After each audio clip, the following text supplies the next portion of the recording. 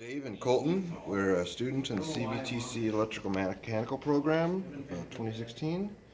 For our final project, we built this remote operated tracked vehicle. We wanted to have it run via a web browser. We weren't able to get that finished, but we went ahead and got it operating at least in a local remote control aspect. We wanted it to be very rugged, using as much material as we had on hand, and as many commercial off-the-shelf components as we could, mostly sourced on the secondary market, eBay, to keep costs down. Hence, Ostrov, commercial off-the-shelf remote operated vehicle, was born. The commercial off-the-shelf principle is something that I adopted from my days in the military, where it was a rising trend at the time I separated. We used 5/16 6061 aluminum plate that was on hand, and we used for the sides.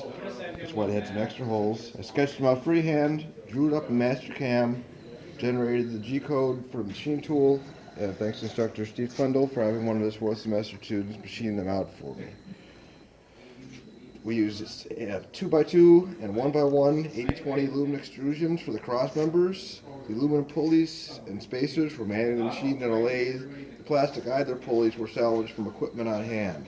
All are on ball bearings. The top and bottom covers are polycarbonate, while the guards for the track are made from salvaged acrylic plastic.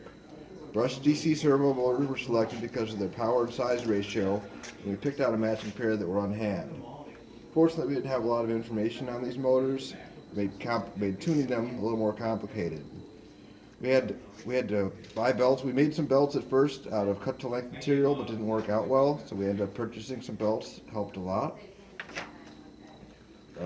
The servo drives are Copley Controls DC brush servo drives. They are digital drives that drive brush servos. They accept either an analog plus or minus 10 volt control signal via digital PWM and output a proportional PWM DC voltage to the motors. We used a Bobot quote basic stamp microcontroller as a stopgap before we were able to implement the Raspberry Pi. The basic RF remote control was available for the basic stamp. We were able to use the remote or this pendant, which we made. It has two momentary single pole, double throw momentary levers to control either the right or left motors in forward and reverse. When driving using the pendant, the Ostrov steers much like a skid steer Bobcat. Protective toggle switch is intended for future use. The switches selectively apply a ground via pull-down resistors to input pins in the basic. The RF remote automatically uses both motors when steering, more like a joystick. The middle button is reserved for future use. These buttons apply logic high to the input pins on the basic stamp. Four 12-volt lead-acid batteries are connected in series to provide 48 volts to the drives. We made a power bus with taps for 12, 24, 36, and 48 volts for use by the sensors and microcontroller.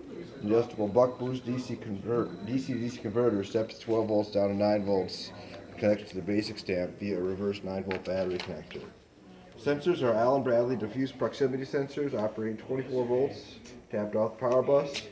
They energize their respective 24-volt DC ice cube relays that interface to the basic stamp by pull down to an input pin, logic low. The drives are configurable via connection to a PC uses Copley software. Tuning the drives are a work in progress. The values we've loaded now are determined experimentally. This project incorporates many of the things we learned in control systems, as far as the servos, turning the servo drives, programming, relay logic, and robotics, as well as basic electronics.